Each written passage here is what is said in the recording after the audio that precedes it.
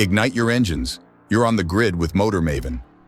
Today, we're diving into a surprising development in the automotive world. In December 2022, Ford's CEO, Jim Farley, announced an agreement with 2,000 dealers across the nation to participate in the new Model E program. Fast forward a year, and a startling 400 of these dealerships have already backed out.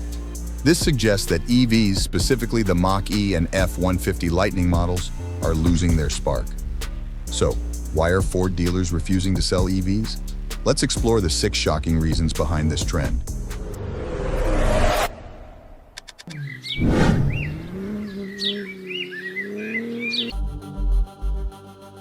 Reason number 6. The market is hitting the brakes.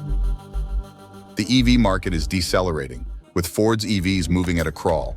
The early adopter phase has passed and production has ramped up, creating a stark imbalance between supply and demand.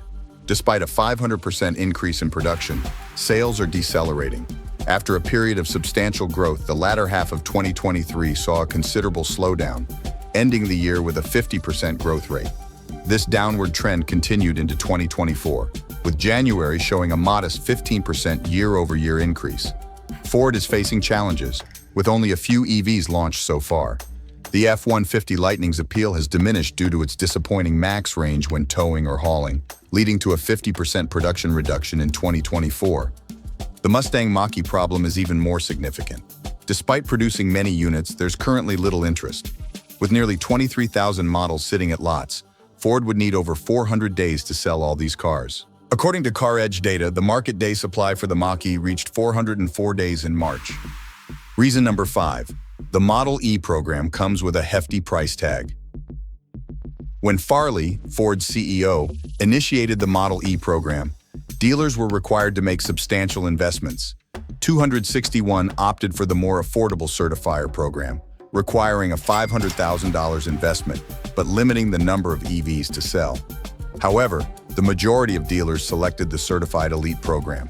Despite its higher costs, between $1 million and $1.2 million, it offers superior conditions but higher requirements.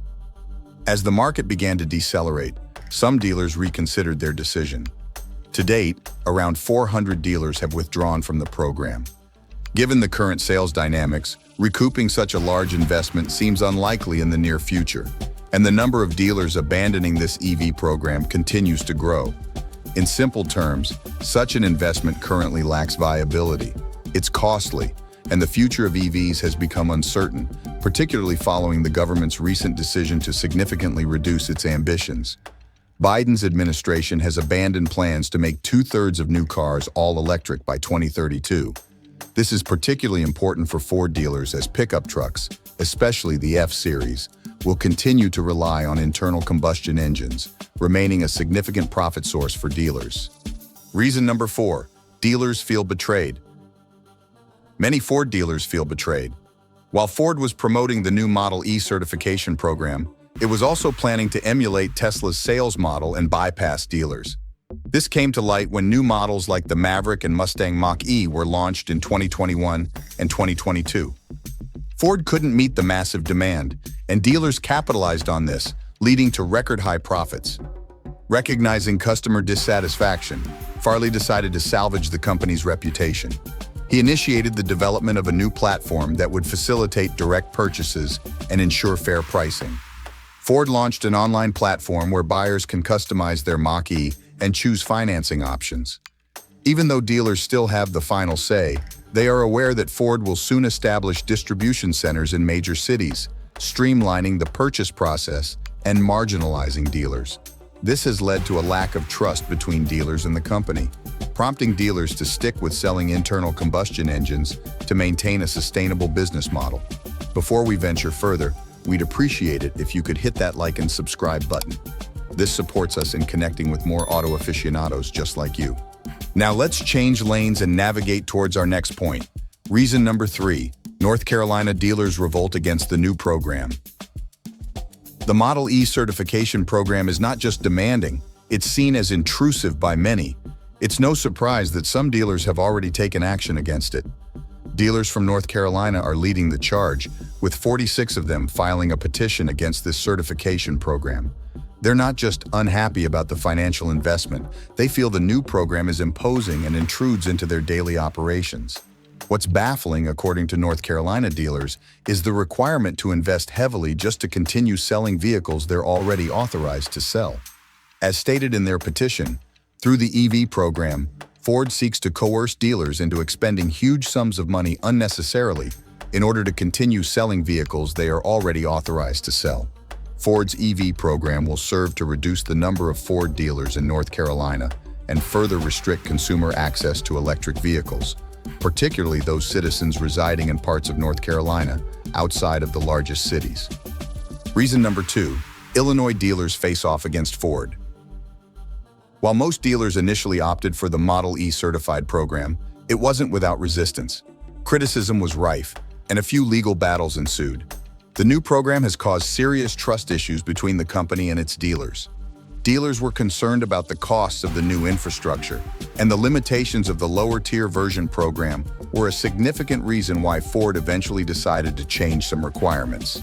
The situation escalated in Illinois, where the state's motor vehicle board concluded that Ford broke the law by requiring dealers to make substantial investments just to sell electric cars. Concerns range from the costs of training to installing Level 2 chargers. The board claimed that no dealer has ever had a problem charging electric vehicles with the current infrastructure, whether it's about delivery to customers or taking test drives. So the conclusion is that many of these infrastructural investments are unnecessary. Ford indirectly admitted this with the recent changes to the Model E program. According to the new requirements, the number of required Level 2 chargers went from 5 to 2, while the requirement to add a new Level 3 charger has been pushed back to 2026. Finally, the Blue Oval Company also cut the dealer training cost in half for this year. Reason number 1, Ford puts the brakes on EVs. Lastly, it's about the company's comprehensive EV strategy. Until recently, Ford was pushing EVs hard, aiming to follow the government's strategy of massive electrification. But it soon became clear that such an approach is unsustainable for several reasons. Legacy car makers, including Ford, can't handle electrification at such a rapid pace because they still haven't figured out how to make a profit on EVs. Dealers recognized this shift in strategy, which signaled that they shouldn't be investing heavily while Ford was pulling back on EV investments. The production of the F-150 Lightning was halved, and Ford decided to postpone most of its EV investments for this year, worth around $12 billion. The pressure for quick electrification is off, so the company now plans a steadier strategy, with ICE cars remaining a primary focus point, but also with way more attention to hybrids, which are currently growing at a much faster pace than electric cars. Given these circumstances, it's clear why many Ford dealers are abandoning the Model E certification program. As for Ford's future actions, we'll have to wait and see. Thank you for tuning into Motor Maven. Don't forget to subscribe to our channel to stay in the loop with the latest vehicle updates and upcoming videos. See you next time, gearheads.